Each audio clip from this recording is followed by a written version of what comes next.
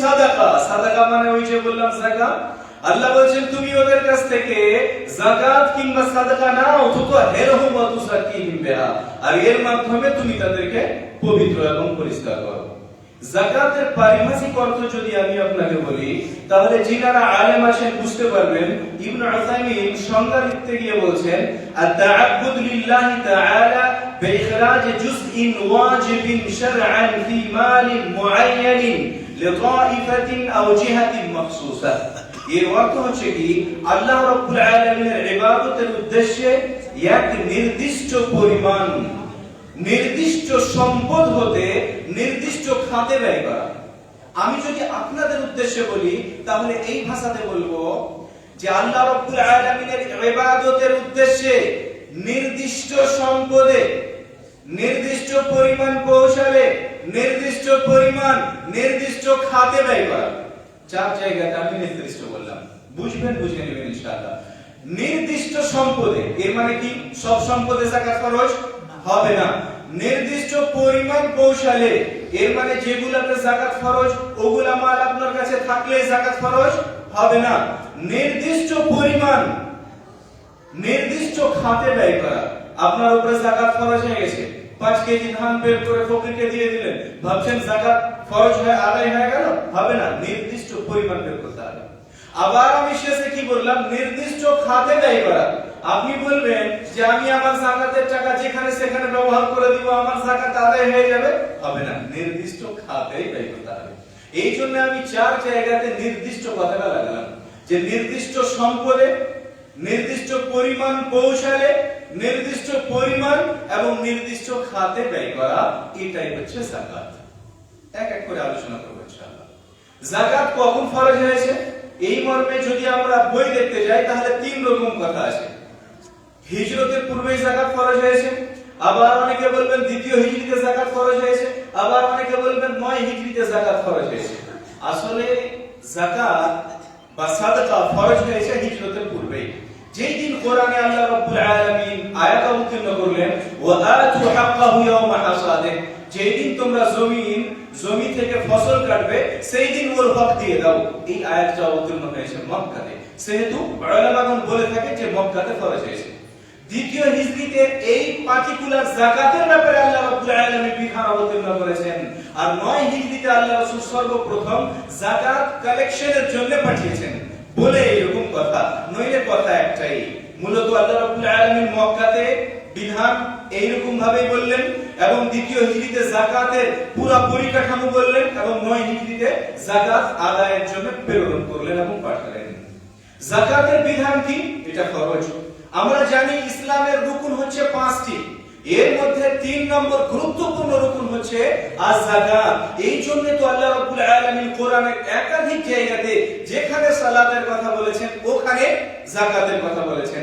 এর গুরুত্ব আছে বলেই তো।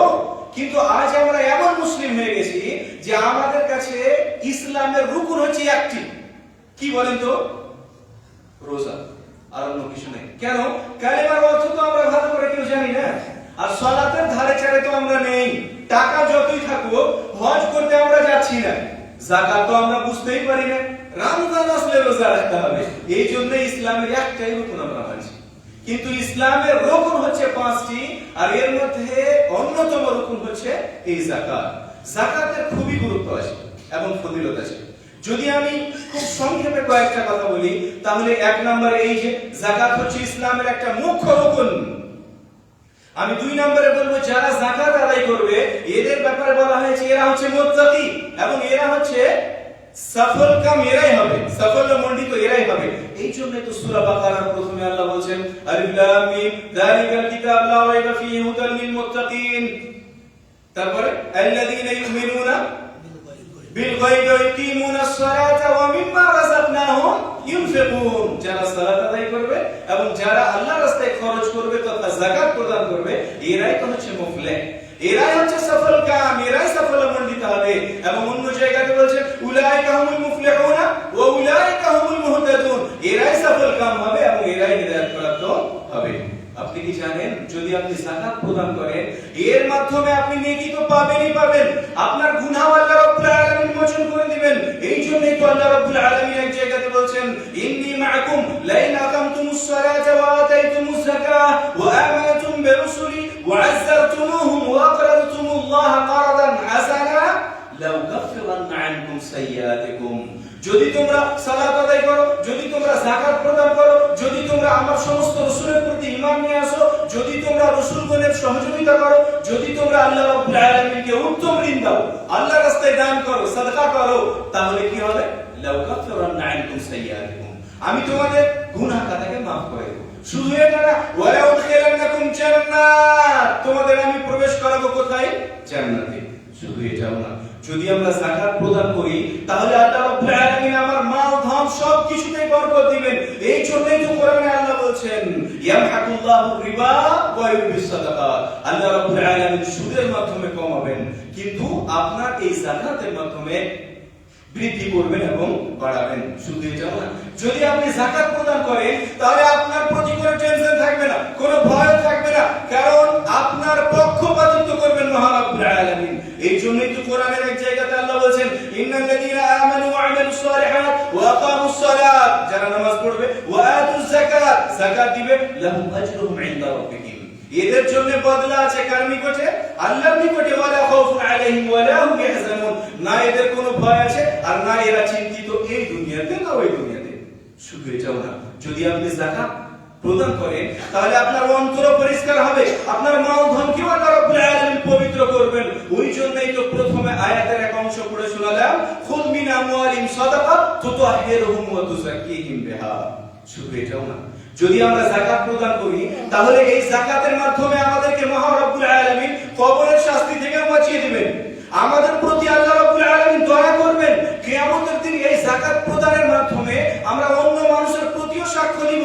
এই যাকাতের মাধ্যমে আল্লাহ রাব্বুল আলামিন আমাদের নেকিকে 1 গুণ 2 গুণ 3 গুণ 14 গুণ 700 গুণ পর্যন্ত বৃদ্ধি করতেও থাকবেন। শুধু এটাও না, আমাদের যদি আমরা যাকাত প্রদান করি তাহলে বেশি সম্ভাবনা আছে যে আমরাই জান্নাতের অধিকারী হব। যদি আমরা যাকাত প্রদান করি এই দুনিয়ার প্রকৃত অধিকারী আমরাই হব যদি যাকাত প্রদান করি। তাহলে যদি আমরা মুসনাদ আহমদ বিন হাম্বলের একটি হাদিস দেখি, আল্লামা নাসিরুদ্দিন আলবানী সাহেব বলেছেন, বলা হয়েছে যে আল্লাহ রাব্বুল আলামিন মাল ধনকে এই দুনিয়াতে অবতীর্ণ এই জন্য করেছেন যেন আমরা সালাত আদায় করি এবং যাকাত প্রদান করি। তাহলে মাল আপনাকে আল্লাহ কেন দিয়েছেন? যাকাত প্রদান করার জন্য।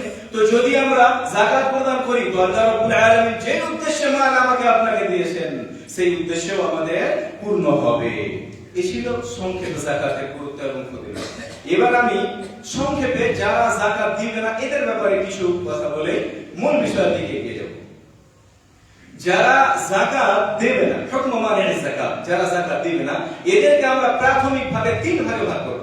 যারা যাকাত দেয় না এরাকে, নাম্বার 1 মান মানা যাকাতা জাহিদান ওয়া হুয়া ইয়ালামু, যদি ও জানে ওজুবহা, ও যে এটা ওয়াজিব, ফাকাদ কাফার। কেউ যদি জানা শোনার পরেও যাকাত প্রদান না করে তাহলে ওকে উলামারা একমত বলেছেন ও কাফের। অনেকে জানেন আমাদের মধ্যে যাকাত ফরজ আছে, জানে না, এরপরেও বলছে না যাকাত আমি দিব না, যাকাত আমার উপরে ফরজ নেই, যাকাত না দিলে কি হয়ে যাবে, এরকম যদি বলে, মানে অস্বীকার করে নেয় যাকাতের বিধানটাকে, তাহলে ও কাফের হয়েছে, উলামাদের ইত্তেফাক আছে। এইবার যদি কেউ যাকাত না দেয় না জানার কারণে, ও জানেই না ওর উপরে যাকাত ফরজ আছে, ও জানেই না যে কতটা মালে যাকাত ফরজ হবে, আজকের পরে আপনারা সবাই জেনে নেবেন ইনশাআল্লাহ, ও জানেই না যে কতটা মালে যাকাত ফরজ হবে, এইরকম যদি কোনো ব্যক্তি থাকে তাহলে আল্লাহ রাব্বুল আলামিন ওকে কোনো শাস্তি দিবেন না। কেন? কোরআনের এক জায়গাতে আল্লাহ বলেছেন ওয়া মা কুননা মুআযযিবিনা হাত্তা নাবআথা রাসূলা, যতক্ষণ পর্যন্ত আমি কোন জায়গাতে রাসূল না পাঠাবো, যতক্ষণ পর্যন্ত কোন বিধান কোন মানুষের কাছে পৌঁছে না যাবে, ও যদি আমল না করে তাহলে আমি ওকে শাস্তি দেব না। নাম্বার 3 যেটা আমার আপনার সমাজে পাওয়া যাচ্ছে, যারা কৃপণতার কারণে যাকাত দিবে না, এরা জানে আমার উপর যাকাত ফরজ, এরা যাকাতের বিধানও জানে, এরা জানে যে 40% মানে 40 দিয়ে ভাগ করে 1 ভাগ দিতে হবে, তারপরেও যাকাত দিবে না, যে যাকাত দিব তো আমার একটু কমে যাবে, আমার কাছে 5 লাখ টাকা আছে, তো এই তো 12,500 টাকা যাকাত লেগে আমার কমে যাচ্ছে না, যাকাত দিব না, তখন হয়তো ওখান থেকে 100-200 ফকিরকে দিও খালাস। এই কৃপণতার কারণে যারা যাকাত দিবে না এরা মুরতাকিব কবিরা, এরা কবিরা গুনাহ করলো, মহা পাপ করলো এরা। আর এদের ব্যাপারে নবী করিম সাল্লাল্লাহু আলাইহি ওয়াসাল্লাম সহিহ মুসলিমের বর্ণনায় বলছেন কি যে মা মিন সাহিবি যাহাবি ওয়ালা ফিদ্দা, যে কোন মানুষ যাকে আল্লাহ অর্থ দিয়েছেন, সোনা হোক, চাঁদি হোক এবং টাকা পয়সা হোক আর অন্য কিছু হোক, লা ইউআদ্দি মিনহা হাক্কা, কিন্তু ওই সোনা চাঁদির টাকা পয়সা হক ও ফকির মিসকিনকে দেয় না, মানে যাকাত আদায় করে না, ইল্লা ইযা কানা ইয়াউমুল কিয়ামা, কিয়ামতের দিন এই ধন সম্পদ থেকে আল্লাহ রাব্বুল আলামিন পাক তৈরি করবেন। পাক যদি আমি আপনাকে বুঝাই, তাওয়া বুঝেন তো, রুটি পাকা তাওয়া, বুঝেন, লোহার তাওয়া বলা হয় না, ওই রকম করে আল্লাহ রাব্বুল আলামিন তৈরি করবেন, এটাকে গরম করবেন। আর গরম করার পরে কি বলা হয়েছে, ফাউরমি আলাইহা ফি নারি জাহান্নাম, তবু আবার গরম করবেন জাহান্নামের আগুনে, জাহান্নামের আগুনে গরম করবেন। গরম করার পরে ফাইকুয়া বিহা জামবু, ওর পার্শ্বদের সাইডের এরিয়া যেগুলো আছে এগুলাতে ছেঁকাবেন। লোহাকে যদি গরম করা যায় আর আমার আপনার শরীরে ছেঁকা যায়, এটা তো এই দুনিয়ার অনুভব আপনি করতে পারছেন, পরকালে এইরকম ভাবে আল্লাহ রাব্বুল আলামিন বলছেন যে ওর, আল্লাহ রাসূল বলছেন ওর পার্শ্বদেশে সাইডের এরিয়াগুলোতে আল্লাহ রাব্বুল আলামিন ছেঁকাবেন। ওয়া জামবু, ওর কপালে, ওর মুখে ছেঁকাবেন। শুধু এটা না, ওয়াবাহরা, ওর পিছন সাইডে, পিঠে, এই শরীরের একাধিক জায়গাতে এইরকম ভাবে গরম করবে, ছেঁকানো হবে, ঠান্ডা হয়ে গেল আবার গরম করবে, আবার ছেঁকাবে, এইরকম চলতেই থাকবে। সেই দিন তো ওই দিন যেই দিনের ব্যাপারে বলা হয়েছে কামিলদারু 50,000 সানা, 50,000 বছরের সমতুল্য। ওই দিন চলতেই থাকবে, চলতেই থাকবে, চলতেই থাকবে। তারপরে ওর হিসাব নিকাশ যখন হবে, ও জান্নাতে গেলে জান্নাতে পাঠাবেন, জাহান্নামে গেলে জাহান্নামে পাঠাবেন। এইভাবে পরিণাম হবে কারা, যারা কৃপণতার কারণে যাকাত দেয় না। এবার যারা যাকাত দেয় না, এদের দুনিয়াতে কিছুগুলি শাস্তির কথা আল্লাহ বলেছেন, আমি কয়েকটা কথা বলে দিই। যারা যাকাত দেয় না, যদি রাষ্ট্র হয় মুসলিমদের, যদি নেতা হয় মুসলিমেরা, এবং মুসলিম নেতার আন্ডারে যদি কোনো মানুষের ধন সম্পদ থাকে, ওর উপরে যাকাত ফরজ হয়ে যায়, আর ও যাকাত না দেয়, জোরপূর্বক যাকাত নিয়ে নিতে হবে। এটা ইন্ডিয়াতে হবে না, ইন্ডিয়াতে হবে না, এটা সৌদি আরব হবে, যেখানে ইসলামিক কান্ট্রি আছে ওগুলাতে হবে আর কি। যদি নেতার আন্ডারে থাকে ওই লোকটির মাল, ধন সম্পদ, আর ও যদি যাকাত না দিতে চায়, ওর উপরে যাকাত ফরজ হয়ে যায়, তাহলে বলা হয়েছে যে ওর কাছ থেকে তুখাদু মিনহু কাহরান, জোরপূর্বক ওর কাছ থেকে নিতে হবে। আর যদি নেতা তথা বাদশা, প্রধানমন্ত্রীর আন্ডারে ওর মাল না থাকে, তখন ওর সাথে যুদ্ধের ঘোষণা করতে হবে, আর ওর সাথে যুদ্ধ করতে হবে। ইসলামিক কান্ট্রি এটা, সৌদি আরব মনে করে নেন, আমি বাদশা, আপনাদের উপরে যাকাত ফরজ হয়ে গেছে, যদি আপনারা যাকাতকে অস্বীকার করেন, না দেন, তাহলে বিধান হচ্ছে লড়াই হবে, আপনাদের সাথে লড়াই হবে। ধরে এই যে মহারাব্বুল আলামিন কোরআনে বলেছেন, ফাইন তাবু ওয়া আকামুস সালাত ওয়া আতুজ যাকাত ফাখাল্লু সাবিলাহুম, এদের রাস্তা ছাড়ার জন্য, এদের সাথে যুদ্ধ না করার জন্য শর্ত লাগিয়ে দিলেন তিনটে। একটা হচ্ছে ইল্লাযিনা আমানু তাবু, এরা তওবা করে ফিরে আসবে ইসলামের দিকে। 2 নম্বরে এরা সালাত আদায় করবে। 3 নম্বরে এরা যাকাত প্রদান করবে। যদি এই তিনটা শর্ত মানে, ফাখাল্লু সাবিলাহুম, এদের রাস্তা ছেড়ে দাও। আর যদি এরা না মানে তো রাস্তা ঘেরাও। রাস্তা ঘেরাও মানে বুঝতেই পারছেন। ওই যে আপনি সহিহ মুসলিমের বর্ণনা মনে করেন, হযরত আবু বকর রাদিয়াল্লাহু তাআলা আনহু যখন খলিফা হলেন, ওই সময় হযরত আবু বকর খলিফা হওয়ার পরে একাধিক মানুষ কিছু কিছু বিষয়ে এরা অস্বীকার করতে লেগেছিল। তার মধ্যে একটা হচ্ছে মুখ্য এই যাকাত। অনেকগুলি মানুষ যাকাত ফরজ হয়ে গেছে, ও যাকাত দিবে না, যাকাতকে অস্বীকার করতে লাগলো। তখন হযরত আবু বকর রাদিয়াল্লাহু তাআলা আনহু বললেন, এদের সাথে আমি যুদ্ধ করব। হযরত উমর বলেন, কি করে আপনি যুদ্ধ করবেন? ওরা তো লা ইলাহা ইল্লাল্লাহ পড়ে নিয়েছেন, আর আল্লাহ রাসূল বলে দিয়েছেন যারা লা ইলাহা ইল্লাল্লাহ কালিমা পড়ে নিবে, কালিমা পড়ে নিবে, এরা আমাদের কাছ থেকে ওর জান মাল বাঁচিয়ে নিবে। তো কালিমা পড়েছে, ওকে তো দেখছি নামাজও পড়ছে, আপনি ওর সাথে লড়াই করবেন কি করে? হযরত আবু বকর রাদিয়াল্লাহু তাআলা আনহু একটা বাক্য ব্যবহার করছেন, ওয়াল্লাহি লাউ মানউনি আলাকান, যদি ওরা একটা ছোট কোনো জিনিস, আনাকা বলা হয়েছে ছাগলের ছোট বাচ্চা, যদি অন্য ব্যাখ্যা বলা হয়েছে একটা ছোট জিনিসও এরা না দেয় যেটা আল্লাহ রাসূলের যুগে দিত, আমি তাদের সাথে যুদ্ধ করব। বুঝতে কি পারছেন? এটা হলো এই দুনিয়ার শাস্তি। পরকালের শাস্তি হবে কি? কোরআনে আল্লাহ নিজে বলছেন, ওয়াল্লাযিনা ইয়াকনিজুনা যাহাবা ওয়াল ফিদ্দাতা, মনে রাখবেন আপনার রতুয়াতে ব্যবসায়িক সবাই, আপনার মনে হয় প্রায় 80% লোকের উপরে যাকাত ফরজ আছে। আপনার উদ্দেশ্যে আমি এই কয়েকটা কথা বলছি। যাকাত আপনার উপর ফরজ হয়েছে, আপনি হিসাব মতো যাকাত দেন না, তো আপনার উদ্দেশ্যে আল্লাহ বলছেন, ওয়াল্লাযিনা ইয়াকনিজুনা যাহাবা ওয়াল ফিদ্দা, যারা সোনা আর চাঁদিকে বাড়িতে জমা রাখছে, টাকা পয়সাকে বাড়িতে জমা রাখছে, ওয়ালা ইউনফিকুনাহা, এবং ওরা খরচ করে না, এর মানে হচ্ছে ওরা যাকাত দেয় না ফি সাবিলিল্লাহ, আল্লাহর রাস্তায়, ফাবাশশিরহুম বিআযাবিন আলীম, কষ্টদায়ক শাস্তির সুসংবাদ দাও এরাকে বলো তোমরা মরে তো দেখো, তারপরে আল্লাহ তোমাদের সাথে কি রকম ব্যবহার করছেন।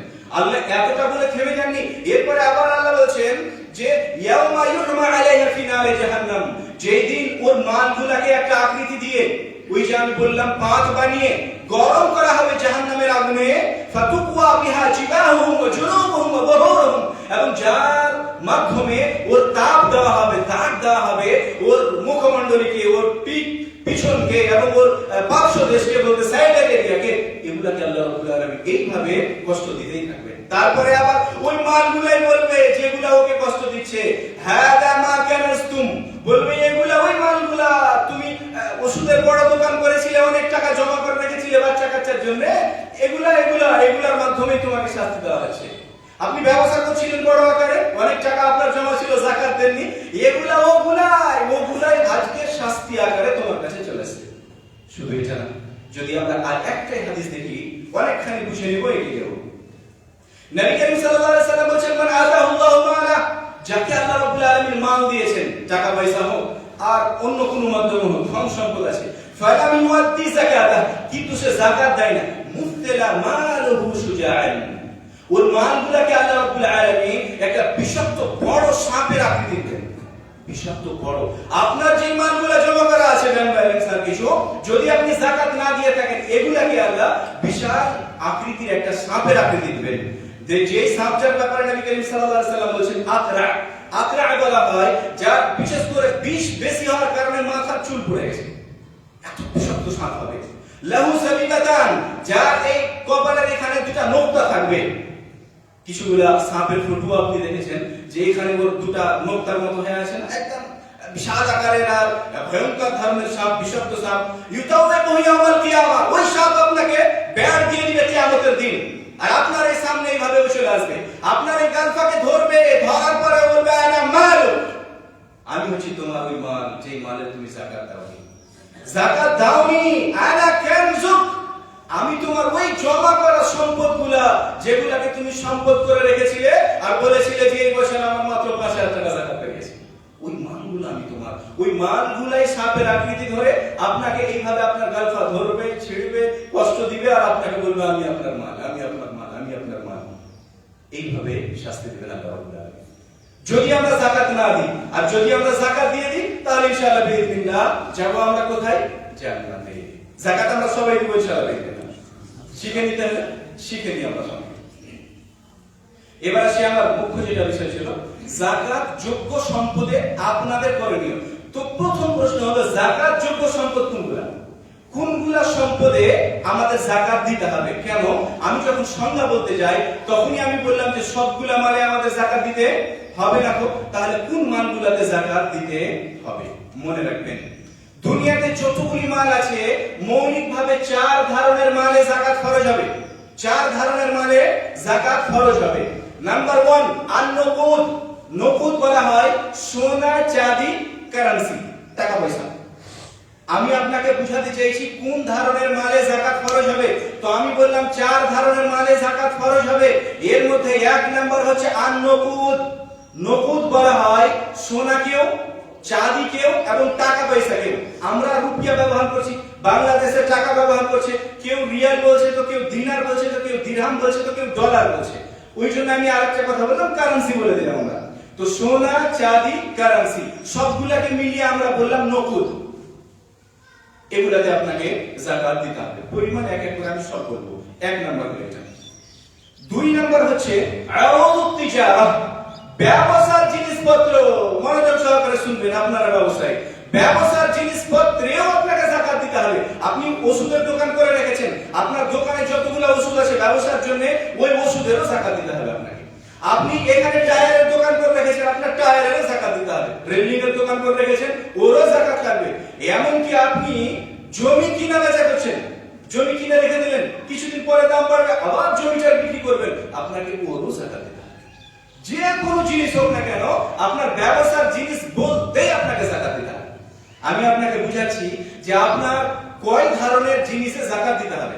এক নম্বরে আমি বললাম নকুদ, নকুদ বলতে সোনা চাঁদি টাকা পয়সা, এবং দুই নম্বরে আমি আপনাকে বললাম ব্যবসার জিনিসপত্র।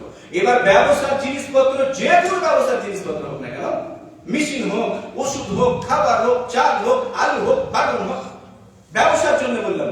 আলু বাগুন আবার যাকাত লাগবে না, কিন্তু ব্যবসার জন্য লাগবে। কিভাবে আমি বলে দেবো ইনশাআল্লাহ। তিন নাম্বার হচ্ছে আল খারিজু মিনাল আরদি মিনাল হুবুব ওয়াত তিমার, যে জিনিসগুলো মাটি থেকে উৎপন্ন হয়, এটা শস্য দানা আকারে হতে পারে এবং ফসল আকারে হতে পারে। ধান হলো, গম হলো, আপনার ভুট্টা হলো, ওই রকম ভাবে আপনার খেজুর হলো, আপনার যে কোনো ফল, ফলের মধ্যে কোনগুলো লাগবে আমি এক এক করে বলে দেবো ইনশাআল্লাহ। তো আমি আপনাকে বলছিলাম যে জিনিসগুলো আমাদের মাটি থেকে উৎপন্ন হয়, এগুলা ফসলের আকারে হতে পারে, ফলের আকারে হতে পারে। কিন্তু মনে রাখবেন, ফসল বা ফলের আকারে যাকাত ফরজ হওয়ার জন্য উলামারা ওর মধ্যে তিনটি শর্ত করেছে। কয়টি বললাম? তিনটি। মানে আমে আপনার যাকাত লাগবে না, খেজুরে যাকাত লাগবে, আপনার জামে যাকাত লাগবে না, কিন্তু আপনার কিশমিশে যাকাত লাগবে। তো কি করে আমরা পার্থক্য করব? এই তিনটা জিনিস মনে রাখবেন, আপনি নিজেই পার্থক্য করে নেবেন। এক নাম্বার উলামারা বলেছেন ওটা খাবারের জিনিস হতে হবে, খাবারের। দুই নাম্বার হচ্ছে ওটা ওজন করার মতন জিনিস হতে হবে, ওটাকে যেন ওজন করা যায়। এবং তিন নাম্বার হচ্ছে যে জিনিসটা আপনার দীর্ঘদিন অবধি বাড়িতে থাকবে, নষ্ট হবে না। যে জিনিসটা আপনার খাওয়া যাবে, যে জিনিসটা ওজন করা যাবে, এবং যে জিনিসটা দীর্ঘদিন পর্যন্ত আপনার বাড়িতে থাকবে, ওই জিনিসগুলোতে যাকাত লাগবে। এবার আম কি দীর্ঘদিন অবধি থাকবে? থাকবে না, সেহেতু আমে যাকাত লাগবে না। যেগুলা খাদ্রাওয়াত বলা হয়েছে, সবজি, এগুলা দীর্ঘদিন থাকবে? থাকবে না। এবার আপনি তো বলিয়েন না হিম ঘরে রাখবো, হিম ঘরে আর ফ্রিজে রাখার ব্যাপার নেই। এমনিতে নরমাল ভাবে যে জিনিসগুলা দীর্ঘদিন অবধি থাকবে, যে জিনিসগুলোকে আপনি জমা করে রাখতে পারবেন, এই জিনিসগুলোতে যাকাত লাগবে। এবার আপনি মিলিয়ে নেন, আম, জাম, কাঁঠাল এগুলা থাকবে কি? যেহেতু থাকবে না, সেহেতু এগুলাতে কোনো যাকাতও লাগবে না। খেজুর থাকবে, কিশমিশ থাকবে, সেহেতু ওগুলাতে যাকাত লাগবে। আমি আপনাকে ভাই বুঝাচ্ছিলাম দুনিয়াতে যতগুলি সম্পদ আছে, চার ধরনের সম্পদে যাকাত ফরজ হবে। এক নম্বরে বললাম আর নকুদ, নকুদ বলতে কি কি বললাম বলেন তো? সোনা চাঁদি টাকা পয়সা। আচ্ছা, দুই নম্বরে কি বললাম? হ্যাঁ, ব্যবসার জিনিসপত্র, ব্যবসার জিনিসপত্র। তিন নম্বরে কি বললাম? যে জিনিসগুলো জমি থেকে উৎপন্ন হচ্ছে, ওগুলা ফল কিংবা ফসল আকারে হোক, কিন্তু শর্ত কয়টা বললাম? তিনটা। খাবার, ওজন করা এবং দীর্ঘদিন অবধি যেন স্টকে রাখা যায়, তাহলে ওই জিনিসগুলোতে যাকাত লাগবে। এবং চার নম্বর হচ্ছে বাহিমাতুল আনআম, চতুষ্পদ জন্তু। এর মধ্যে বিশেষ করে আল ইবল উট, আল বাকার গরু, এবং আল গানাম, গানাম বলতে ছাগল, ভেড়া, এই জিনিসগুলোতে। তো আমাদের এটা আলোচনার বিষয় নয়, এই জন্য যে আমাদের এলাকাতে এগুলা নেই। তাহলে কোন কোন সম্পদে যাকাত দিতে হবে এটা মূলত আপনারা বুঝতে পেরেছেন তো? এক নম্বরে আমি কি বললাম বলেন তো? জি, নকুদ। নকুদ বলতে সোনা চাঁদি টাকা পয়সা। দুই নম্বরে কি বললাম? ব্যবসার জিনিসপত্র। তিন নম্বরে কি বললাম? ওর মধ্যে আবার কয়টা শর্ত বললাম? এক নম্বর, দুই নম্বর, তিন নম্বর, মাশাআল্লাহ। আর চার নম্বর বললাম যে এই চতুষ্পদ জন্তুর মধ্যে কিছু কিছু গুলা, ওটা যেহেতু আমাদের আজকের আলোচনার বিষয় থাকছে না। সময় কতক্ষণ? 25 মিনিট আছে ইনশাআল্লাহ। যা এটা বুঝে গেছেন। এইবার ওই যে আমি সংজ্ঞাতে বলেছিলাম নির্দিষ্ট জিনিসে, নির্দিষ্ট জিনিসটা আপনারা বুঝে গেছেন। এবার নির্দিষ্ট পরিমাণ পৌঁছালে, নির্দিষ্ট পরিমাণ পৌঁছালে যাকাত ফরজ হবে। তো এই জিনিসগুলাতে কতটা পরিমাণ হলে আমাদের উপর যাকাত ফরজ হবে আমরা এটা জানবো। এবার প্রথমে আসি আমরা নিসাবুদ যাহাব, সোনার ব্যাপারে। সোনার ব্যাপারে আল্লাহ রাসূল হাদিসে কি বলেছেন? তো আল্লাহ রাসূল সোনার ব্যাপারে হাদিসে বলেছেন ইদা কানা লাকা 20 দিনারা ওয়া হালা আলাইহা আল-হাওল ফাফিহা নিসফু দিনার। যদি কাউরির কাছে 20 দিনার সোনা এক বছর অবধি থাকে, তাহলে ওতে যাকাত ফরজ হবে। 20 দিনার। এবার আপনি বলবেন 20 দিনার সমান সমান কত গ্রাম? এটা বলেন। আপনারা একটা সোজা কথা মনে করেন, কয়েক জায়গাতে এটা মিলিয়ে নিবেন, হয়ে যাবে। বিশেষ করে আলেমেরা আপনারা হয়তো জানেন এক দিনার সমান সমান 4.25 গ্রাম। বুঝে নেন এটা। এক দিনার ইকুয়াল সমান সমান 4.25 গ্রাম। তাহলে 20 কে যদি আপনি 4.25 দিয়ে গুণ করেন, কেন? আল্লাহ রাসূল হাদিসে বললেন যদি 20 দিনার আপনার কাছে এক বছর থাকে তাহলে 20 ইনটু 4.25 ইকুয়াল হবে 85, সমান 85। তাহলে কত গ্রাম সোনাতে ফরজ হবে যাকাত? 85 গ্রাম। সোজা কথা। কেন? আমরা তো আল্লাহ রাসূল হাদিসে 20 দিনার বলেছেন, এক দিনার সমান 4.25 গ্রাম। সেহেতু 85 গ্রাম সোনা যদি আমার আপনার বাড়িতে এক বছর পর্যন্ত থাকে তাহলে ওতে যাকাত ফরজ হয়ে যাবে। বুঝে গেছেন? এটা ক্লিয়ার? এবার আসি চাঁদের ব্যাপারে। চাঁদের ব্যাপারে নবী করিম সাল্লাল্লাহু আলাইহি ওয়াসাল্লাম হাদিসে বলেছেন, ইদা কানাত লাকা মিআতা দিরহাম, যদি কাউরির কাছে 200 দিরহাম থাকে, ওয়া হাল আলাইহি হাওল, আর এক বছর অতিক্রম করে যায়, ফাফিহি 5 দাওয়াহি, তাহলে ওতে 5 দিরহাম লাগবে। যদি 200 দিরহাম, 200 দিরহামকে সোনার মতো যদি আমরা তাড়াতাড়ি করে করে নিই তাহলে হবে 595 গ্রাম। কত বললাম? 595 গ্রাম চাঁদি যদি আপনার বাড়িতে এক বছর অবধি থাকে তাহলে ওতে যাকাত ফরজ হয়ে যাবে। ক্লিয়ার? সোনার ক্ষেত্রে কতটা বললাম? 85 গ্রাম। চাঁদির ক্ষেত্রে কতটা বললাম? 595 গ্রাম।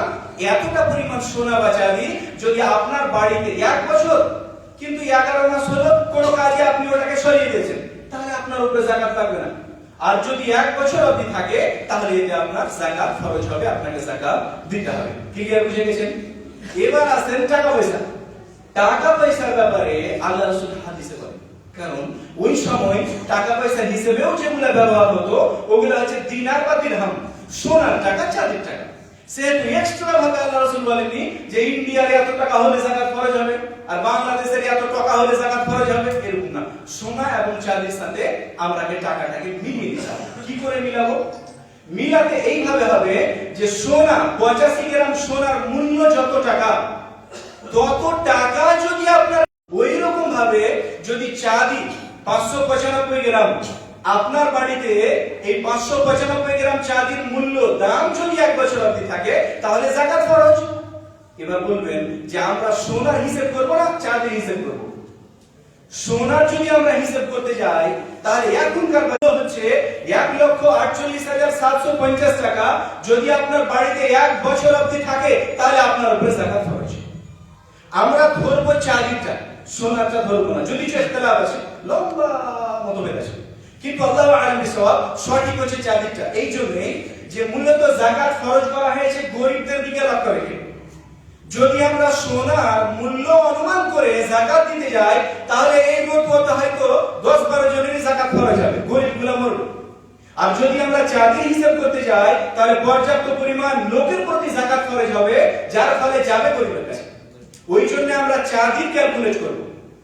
তো আপনার উপরে যাকাত ফরজ হয়েছে নাকি হয়নি এটা ভাবার জন্য আপনি কি করবেন যে আপনার অ্যাকাউন্টে যতটি টাকা আছে, আপনার বাড়িতে যতটি টাকা আছে, এই টাকাটিকে আপনি যেই দিন যাকাত বের করবেন বা অনুমান করবেন, আপনি দেখেন যে আজকে 595 গ্রাম চাঁদির মূল্য কতটা হচ্ছে। 595 গ্রাম চাঁদির মূল্য যত টাকা, তত টাকা আমার ব্যাংক ব্যালেন্স আছে কি? যদি থাকে আমার উপরে যাকাত ফরজ। আমার কথা বুঝতে পারছেন? আপনি ওষুধের দোকান দিচ্ছেন, আপনার দোকানে যত টাকার মাল লাগা আছে পুঁজি, আপনি হিসাব করেন যে 595 গ্রাম চাঁদির মূল্য আপনার হচ্ছে না হয়নি। যদি হয়ে যায় আপনার উপরে যাকাত ফরজ। আপনি জমির ব্যবসা করছেন, যত টাকা পুঁজি বাজারে ফাঁসিয়ে রেখেছেন, আপনি দেখেন 595 গ্রাম চাঁদির মূল্য হচ্ছে না হয়নি। যদি হয় আপনার উপরে যাকাত ফরজ। যে কোনো আপনার কাপড়ের দোকান আছে দেখছি, বোরকার দোকান, এই কাপড়ের দোকানেও আপনি হিসাব করে দেখেন কত টাকার মাল আছে। যদি আপনার 595 গ্রাম চাঁদির মূল্য সমতুল্য আপনার ব্যবসা বিজনেসের টাকা লাগা থাকে তাহলে আপনার উপরে যাকাত ফরজ। আশা করি ক্লিয়ার বুঝতে পেরেছেন? তাহলে আপনাদের উপর যাকাত ফরজ হয়েছে না হয়নি আপনারা নিজেরা হিসাব করলে বুঝতে পারবেন না পারবেন না? সবাই বুঝতে পারবেন তো ইনশাআল্লাহ। এবারে আমরা আসবো কতটা পরিমাণ যাকাত দিব। একদম সোজা হিসাব। নবী করিম সাল্লাল্লাহু আলাইহি সাল্লাম 20 দিনারে অর্ধেক দিনার দিতে বললেন, মানে 40 ভাগের 1 ভাগ। আল্লাহ রাসূল 200 দিরহামে 5 দিরহাম দিতে বললেন, কথা ওটাই, 40 ভাগের 1 ভাগ, 2.5% যাকাত দিতে হবে। যত টাকা আপনার আছে ওর 2.5%। সোজা গল্প হলো 40 দিয়ে আপনি করবেন, যেটা ভাগফল ওটাই আপনার উপরে যাকাত খরচে আসে।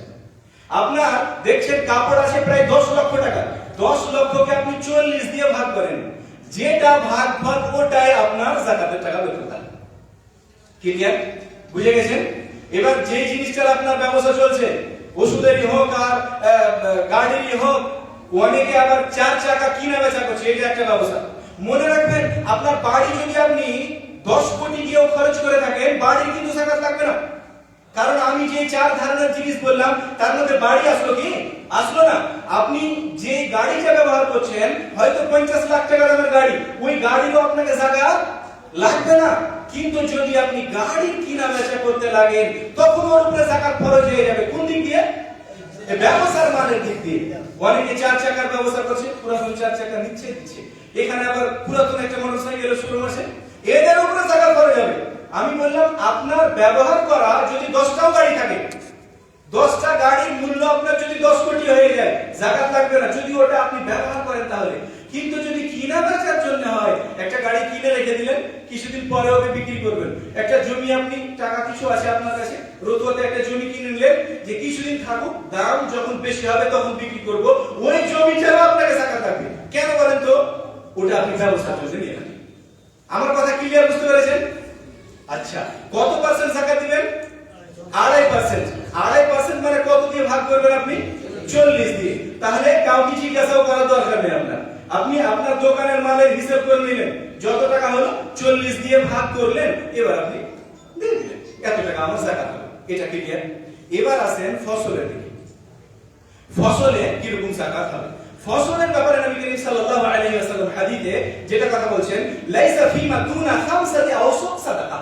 যদি 5 ওয়াসাকের কম আপনার ধান আর গম আর ভুট্টা হয়, তাহলে আপনাকে যাকাত দিতে হবে না। আরবি শব্দ ওয়াসাক। ওয়াসাক মানে কি? তো ওয়াসাক সমান সমান 60 সা। জি, সা। সা এটা একটা পরিমাণ। বের আপনি বলবেন সাটা কি বলছি? এক ওয়াসাক সমান সমান হলো 60 সা। এটা একটা আরবিতে কাটোলার ইসাই ব্যাপারে তো আপনারা অনেক মতন শুনবেন এখন, এই যে ফিতরার ব্যাপার আছে। তো এক সা সমান সমান যাকাতের ক্ষেত্রে আমি বলবো 2.5 কিলো। 2.5 কিলো যদি ইখতিলাফ আছে, আমাদের একটা প্রায় আধ ঘন্টার ভিডিও এই ব্যাপারে আছে, সা থেকে আসলে আমরা নিব কি। তো এক সা সমান সমান যাকাতের ক্ষেত্রে, সময় যেহেতু সংক্ষিপ্ত, আমি বললাম 2.5 কিলো আমরা ধরে নিব। কিন্তু ফিতরার সময় ওটা যদি আমরা 3 কেজি ভাবি তো ভালো, কিন্তু যাকাতের ক্ষেত্রে আমরা 2.5 কেজি ধরে নিব। তো যদি আমরা 1 সা সমান সমান 2.5 কেজি ধরি, তাহলে 60 সায়ে কত হবে? 60 ইনটু 2.5 মানে 150। 150 কে যদি আমরা 5 দিয়ে গুণ করি তাহলে কত হবে? 750। তার মানে 7.5 কুইন্টাল ফসল যদি আপনার জমি থেকে হয়, ধান কিংবা গম কিংবা ভুট্টা কিংবা খেজুর, তাহলে আপনার উপরে যাকাত খরচ হবে। আর এর কারণ হিসেবে কেউ জিজ্ঞাসা করলে আপনি নিজে বলবেন সেই হাদিস, আল্লাহ রাসূল বলেছেন 5 ওয়াসাক না হলে যাকাত খরচ হবে না। এক ওয়াসাক সমান সমান 60 সা, এক সা সমান সমান 2.5 kilo, 2.5 into 60 into 5 equal 7.5 quintal. Clear? তাহলে যদি আপনার জমি থেকে ফসল হয় কতটা? 7.5 কুইন্টাল, তাহলে আপনি ভেবে নেন আমার উপরে যাকাত ফরজ হয়ে গেছে। বুঝে নিলেন তো? এবার কতটা যাকাত দিবেন? ওর মতো 40 দিয়ে ভাগ করিয়েন না, এর ব্যাপার আলাদা আছে। ওটা টাকা পয়সার ব্যাপার হলো 40 দিয়ে ভাগ করা। এর ব্যাপার নবী করিম সাল্লাল্লাহু আলাইহি ওয়াসাল্লাম হাদিসে 2 রকম বলেছেন। হাদিসে আল্লাহ রাসূল বলেছেন কি, যে ফিমা সাকাতিস সামা ওয়াল উয়ুন আও কানা আসারিয়ান আল উশর ওয়া ফিমা সুকিয়া বিন নাব নিসফ আল উশর। এর মানে হলো কি, যদি আকাশী জলে আপনার চাষবাস হয়ে যায়, বা হয়তো পাশে একটা কোনো পুকুর আছে, অটোমেটিক জল আসলো আপনার হয়ে গেল, মানে আপনাকে কোনো কষ্ট করতে হলো না, ওখান থেকে জল টুয়ে নিয়ে আসলেন, বা হয়তো মোটরে বা আর কিছু কোনো কষ্ট আপনার লাগবে না, এমনি হয়ে গেল, তাহলে ওই জমিতে 10 ভাগের 1 ভাগ। 1 কুইন্টালে 10 কেজি, 10 কুইন্টালে 1 কুইন্টাল, 1 কুইন্টাল 10 ভাগের 1 ভাগ। আর যদি আপনাকে মোটর দিয়ে জল দিতে হয়, এখন সাধারণত হয় না মোটর দিয়ে জল দিতে হয়, যদি আপনাকে মোটর দিয়ে জল দিতে হয়, বা হয়তো অন্য জায়গা থেকে লেবার করে জল ধুয়ে নিয়ে আসতে হচ্ছে, বা আপনি নিজে হয়তো ধুয়ে জল নিয়ে আসছেন, যদি এইভাবে আপনি জল দিয়ে ফসল করে থাকেন, তাহলে এখানে 5 ভাগের 20 ভাগের 1 ভাগ, 5%, 20 ভাগের 1 ভাগ, তার মানে 1 কুইন্টালে 5 কেজি। 10 কুইন্টালে 50 কেজি, 10 কুইন্টালে 50 কেজি। ব্যাপারটা ক্লিয়ার, বুঝতে পেরেছেন তো? বুঝতে পেরে গেছেন? তাহলে আপনার যে টাকা পয়সা আছে, টাকা পয়সাকে আপনি অনুমান করবেন কার সাথে? সোনা বা চাঁদি। কিন্তু আল্লাহ আলমী সওয়াব সঠিক বললাম কোনটা? চাঁদিটা। 595 গ্রাম চাঁদির যতটা মূল্য, ওই মূল্য যদি আপনার কাছে 1 বছর অবধি থাকে তাহলে আপনাকে যাকাত লাগবে। যদি 1 বছর অবধি না থাকে তো যাকাত লাগবে না। এবার কত দিয়ে ভাগ করে আপনি যাকাত দিবেন? 40 দিয়ে ভাগ করে আপনি যাকাত দিবেন। ফসলের ক্ষেত্রে কতটা বললাম? 7.5 কুইন্টাল। 7.5 কুইন্টাল কত পার্সেন্ট দিবেন? 10 ভাগ আর 20 ভাগের 1 ভাগ। সাধারণত এখন 20 ভাগের 1 ভাগে দিব আমরা 5%, কারণ মোটর দিয়ে সব জায়গাতে জল হচ্ছে।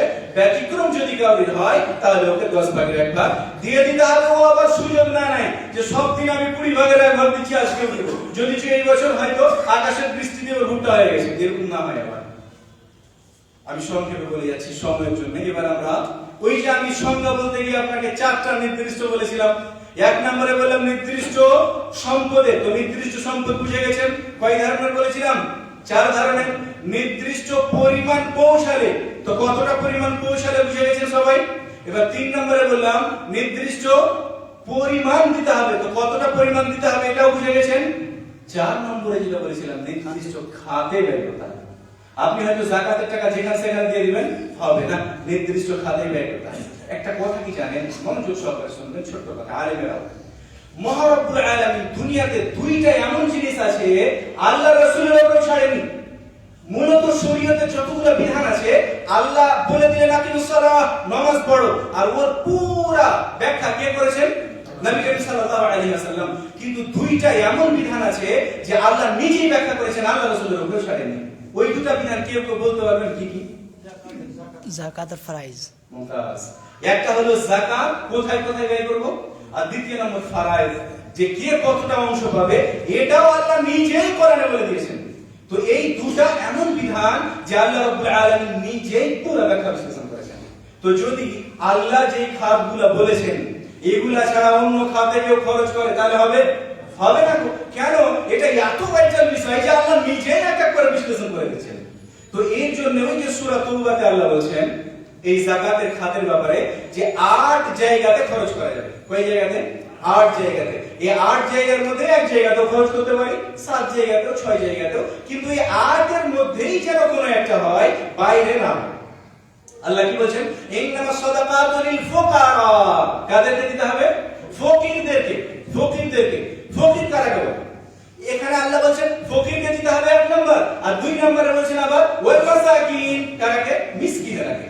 তো সাধারণত ফকির আর মিসকিন দুটা আল্লাহ 2টা খাত করলেন, মানে অর্থ তাহলে আলাদা আছে। আসলে 2টার অর্থ একই হয়। যখন এই 2টা আলাদা আলাদা জায়গাতে ব্যবহার হবে তখন কিন্তু এর অর্থ একই হবে। যেটা ফকির ওটাই মিসকিন। কিন্তু যদি একসঙ্গে ব্যবহার হয় তাহলে এর অর্থ আলাদা হবে, 2 রকম হবে। ফকির আর মিসকিন কাকে বলে এই নিয়ে উলামাদের লম্বা মতভেদ আছে। উনি বলছেন এটা ফকির, ওটা ফকির, ওটা ফকির। আল্লাহ বিশ্বওয়াব, আমি ওর মধ্যে একটা আপনাকে বলছি, মনে রাখেন। ফকির হচ্ছে যেই লোকটা ও রোজগার করে ওর খরচের অর্ধেক বা অর্ধেকের কম। মানে কি, আপনার হয়তো বাড়িতে মাসিক খরচ হচ্ছে 10,000 টাকা, আর আপনার ইনকাম হচ্ছে 5,000 এর কম, আপনি হলেন ফকির। যেই লোকটার ইনকাম ওর ব্যয়ের চাইতে অর্ধেকের কম, ওকে বলবো আমরা ফকির। বুঝা গেছে না যায়নি? আচ্ছা, মিসকিন বলে কাকে? যেই লোকটা ইনকাম ওর খরচের অর্ধেকের বেশি, বা হয়তো খরচের সমতুল্য ইনকাম কিন্তু এক্সট্রা কিছু করতে পারে না। যেরকম আপনার মান্থলি ইনকাম 10,000 টাকা, কিন্তু খরচ 10,000 টাকা, কিন্তু আপনার ইনকাম হচ্ছে 8,000 টাকা, 7,000 টাকা, 10,000 টাকাই হচ্ছে, কিন্তু হঠাৎ যদি কোনো বাড়িতে আপনার বিপদ চলে আসে ওর সম্মুখীন আপনি হতে পারবেন না। যদি এরকম হয় তাহলে আপনি মিসকিন। বুঝতে পেরেছেন না পারেন? ফকির হলো যার ইনকামের চাইতে ব্যয় ডাবল, আর মিসকিন হচ্ছে যার ইনকামের চাইতে ব্যয় অর্ধেকের বেশি বা সমপরিমাণ, কিন্তু ওই যে হঠাৎ কোনো আপদ বিপদ আসলে সম্মুখীন হতে পারবে না। আল্লাহ আলামিন সব যদি এর উল্টাটা অনেকে বলেছে, মানে আমি যেটাকে ফকির বললাম অনেকে মিসকিন বলেছেন, মিসকিনকে ফকির বলেছেন, আরো অনেক রকম ব্যাখ্যা বলা হয়েছে। আল্লাহ আলামিন সব দুটো হলো। 3 নাম্বার বলা হয়েছে আল আমিলিনা আলাইহা, যারা গভর্নমেন্টের পক্ষ থেকে এই যাকাতের ব্যাপারে কাজ করছে, গভর্নমেন্টের পক্ষ থেকে। এর মানে যে সরকার হয়তো কোনো মানুষকে, বাদশা কোন মানুষকে যাকাত কালেকশনের জন্য পাঠিয়েছে, বাদশা বললাম আমি, বাদশা, কথাটা মনে রাখবেন, বাদশা গভর্নমেন্ট হয়তো কাউকে যাকাত নেওয়ার জন্য কোথাও পাঠিয়েছে, কাউকে যাকাতের হিসাব করার জন্য রেখেছে, কাউকে যাকাত দেওয়ার জন্য পাঠিয়েছে। এরা হচ্ছে আল আমিলিনা আলাইহা, এই খাতে যারা কাজ করবে এরাকে ওখান থেকে নিয়ে বেতন দেওয়া যাবে। 3 নম্বর। 4 নম্বর হচ্ছে ওই সমস্ত মানুষগুলোকে দেওয়া যাবে যারাকে ইসলামের প্রতি টিকিয়ে রাখা যাবে। হয়তো একটা নমুসলিম, নতুন মুসলিম হয়েছে, একদম দুরবস্থা ওর, যদি আপনি কিছু টাকা ওকে দেন তাহলে হয়তো ওর মূল ইসলামের দিকে বসবে, ইসলাম থেকে যাবে। এরকম মানুষকে আপনি যাকাত দিতে পারেন। একটা মানুষ আপনি দেখতে পাচ্ছেন ইসলামে চলে আসবে, ওকে টাকা দিলেন, মুসলিম ইসলামে ও আসবে এবং টিকে থাকবে, এরকম মানুষকেও যাকাত দেওয়া যাবে। 5 নাম্বার বলা হয়েছে যে মুকাতাব গোলাম, মানে কি এমন একটা গোলাম বা দাস যে ওর মালিকের সাথে এরকম চুক্তি করে রেখেছে যে আমি যদি তোমাকে এত টাকা দিয়ে দিতে পারি তুমি আমাকে ছেড়ে দেবে, আজাদ করে দিবে। তো ওই গোলামটাকে, ওই দাসটাকে টাকা দিয়ে ওর মালিকের কাছ থেকে আজাদ করা যাবে। এরকম এখন আমাদের সমাজে নেই। ওই জন্য উলামারা এই আয়াতের ব্যাখ্যা করতে গিয়ে বলেছেন যদি কোনো নামাজি মুসলিম অন্যায়ভাবে জেলখানাতে বন্ধ আছে, যদি ওকে ছুড়াবার জন্য যাকাতের টাকা কেউ দেয়, আল্লাহ আলামিন সওয়াব দিতে পারে। কেউ কোন মুসলিম ও মুসলিমের আন্ডারে জেলখানাতে বন্দী আছে অন্যায়ভাবে, মুসলিম বেনামাজি বললাম না, যে পশ্চিমী ছিল না কোনদিন, এইরকম মানুষকে টাকা দিয়ে জেলখানা থেকে ছুড়ে যাবে, আল্লাহ আলামিন সওয়াব। 6 নাম্বার হলো 6 নাম্বার আল গারিমিন, মানে যে লোকটা ঋণে পতিত হয়ে আছে, ওর এত ঋণ হয়েছে যে ও ঋণ পরিশোধ করতে পারে না। কিন্তু এরকম না হয়, কিছুদিন আগে এক জায়গাতে প্রশ্ন করছে, একটা লোক জমি কিনেছে, ঋণ পরিশোধ করতে পারে না, তো ওকে কি দেওয়া যাবে? হ্যাঁ, ওকে দিয়ে 5 তলা বাড়ি করিয়ে দেওয়া যাবে। এরকম লোককে না, ও জমি বিক্রি করে ওর ঋণ পরিশোধ করো। যেই লোকটা হয়তো সংসার কোন রকম সংসার চালাচ্ছে, কিন্তু হয়তো কোন একটা বিপদ আসলো যার ফলে ঋণ করে অনেক খরচ করলো, কিন্তু এত ইনকাম নেই যে ও শোধ করতে পারছে। এরকম যদি কোনো মানুষ থাকে, যদি সে অন্য ব্যাখ্যা বলা হয়েছে, আমি সংক্ষেপে বলে যাচ্ছি, এরকম লোককে দেওয়া যাবে, আল্লাহর রাস্তায়। 7 নম্বরে বলা হয়েছে ফিসাবিলিল্লাহ, আল্লাহর রাস্তায়, আল্লাহর রাস্তায় দেওয়া যাবে। আল্লাহর রাস্তা থেকে কি বোঝানো হয়েছে এই নিয়ে উলামাদের লম্বা আলোচনা আর কি। আল্লাহর রাস্তায় যেটা সবচেয়ে সঠিক, এটা হলো কি জিহাদের জন্য, যুদ্ধের জন্য। যদি কোনো মানুষ, মুসলিম কোন সমাজ অমুসলিমদের বিরুদ্ধে যুদ্ধ করতে বাধ্য হয় এবং যুদ্ধের প্রস্তুতি নেয়, তাহলে এদেরকে যাকাতের টাকা দেওয়া যাবে, যাওয়ার জন্য, অস্ত্র কেনার জন্য, আর অন্য কোনো কারণে যাকাতের টাকা দেওয়া যাবে। ব্যাখ্যা করতে গিয়ে উলামাগণ অনেকে বলেছেন যে দাওয়াতের উদ্দেশ্যে দেওয়া যাবে। ফিসাবিলিল্লাহ ব্যাখ্যা করতে গিয়ে যে যদি, যেহেতু এখন যুদ্ধের ব্যাপার তো আমাদের আসছেই না, ওই খাতটা নেই, সেহেতু কিছু কিছু মুফাসসির বলেছেন যে যারা দাওয়াতি কাজ করছে, দাওয়া ইলাল্লাহ, তো এই দাওয়া ইলাল্লাহ এই খাতেও ব্যবহার করা যাবে, এবং যিনারা দাওয়াতের উদ্দেশ্যে কাজ করছেন উনারাকেও এই যাকাতের টাকা দিয়ে সহযোগিতা করা যাবে, আল্লাহর রাস্তায়। এবং 8 নম্বর হচ্ছে ইবনুস সাবিল, যারা মুসাফির, ট্রাভেলার, ভ্রমণকারী। আপনার বাড়িতে অনেক টাকা আছে, আপনি হয়তো দিল্লি গেছেন, আপনার টাকা চুরি হয়ে গেছে, টাকা নেই, আপনি বাড়ি ফিরে আসবেন, ওই জন্য যাকাতের টাকা ওখানে আপনি নিতে পারে বা আপনাকে দিতে পারা যায়। আপনি বলবেন ফোন পে আছে, ফোন পেতে আমরা পেড করে বাড়ি চলে আসবো। আপনার মোবাইলে চুরি হয়ে গেল, পকেট থেকে 500 চুরি হয়ে গেছে, টাকা পয়সা নেই, কিছু আপনি ধনী মানুষ, তো ওই ক্ষেত্রে একটা মানুষ বাড়ি আসার জন্য যতটা প্রয়োজন ততটা প্রয়োজনে টাকা নিয়ে বাড়ি আসতে পারে, আল্লাহর রাব্বিস সওয়াব। এই 8 প্রকারের খাতেই আমরা যাকাতের টাকা ব্যয় করতে পারবো, বাকি অন্য খাতে যাকাতের টাকা ব্যয় করতে পারা যাবে না। নওমুসলিমকে দেওয়া যাবে না? যাবে, বললাম না, নওমুসলিম করে যাওয়া যাবে, কিন্তু নওমুসলিমরা যদি ব্যবসা বানিয়ে নেয় ওটা লক্ষ্য করিয়ে, অনেকে ব্যবসা বানিয়ে নিচ্ছে। একটু দাঁড়ান, আমাদের সভাটা শেষ হয়ে যাক, শেষ হোক তারপরে শেষ হয়ে যাক, পার্সোনাল একটু কথা বলবেন, নাহলে আমাদের ছত্রভঙ্গ হয়ে যাবে অনুষ্ঠানটা। জি, তো যাকাতের ব্যাপারে আমি আপনাকে যে কনসেপ্ট গুলো দিলাম আশা করি সবগুলো বুঝতে পেরেছেন। আমরা নির্দিষ্ট জিনিসে যাকাত দিব এবং নির্দিষ্ট পরিমাণ পৌঁছালে যাকাত দিব এবং নির্দিষ্ট পরিমাণে দিব আর নির্দিষ্ট খাতেই আমরা ব্যয় করব। যদি আমরা বুঝতে না পারি প্রয়োজনে আলেম ওলামাদের সহযোগিতা নিব। কিন্তু এই চারটাই নির্দিষ্ট যেন আমাদের সবার মনে থাকে। আমি বিশেষ করে আপনাদের কাছে আবেদন করব যে আপনারা চাষবাস যা করেন ব্যবসা বিজনেসের সাথে সবাই যুক্ত, আর এই ব্যবসা যাকাতের সিস্টেমটা অনেকে বুঝে না, বুঝতেও চাই না তো, আর অনেকে বুঝে না তো। তো আপনারা এই জিনিসগুলো বুঝে অবশ্যই যাকাতের ব্যাপারটা বুঝে আদায় করার সবাই চেষ্টা করবেন। পরিশেষে আল্লাহ রাব্বুল আলামিনের কাছে দোয়া করব, আল্লাহ রাব্বুল আলামিন যেন আমাদের যাকাতের পুরো ব্যাপারটাকে বুঝে সঠিকভাবে আদায় করার তৌফিক দান করেন। আল্লাহ রাব্বুল আলামিন যেন এই গুরুত্বপূর্ণ সময় তথা রমজান মাসে আমাদের সুস্থ শরীরে সর্ব ধরনের ইবাদত করার তৌফিক দান করেন এবং যেন সব ইবাদত কবুল করেন। আল্লাহ রাব্বুল আলামিন যারা আমাদের মধ্যে অসুস্থ রয়েছে তাদের তুমি সুস্থতা দান করো, ইহকাল পরকাল সবকিছুতে আমাদের সাফল্যমণ্ডিত করো। আল্লাহ যারা আমাদের বিরুদ্ধে ষড়যন্ত্র করছে তাদের তুমি ধ্বংস করো ইয়া রাব্বুল আলামিন।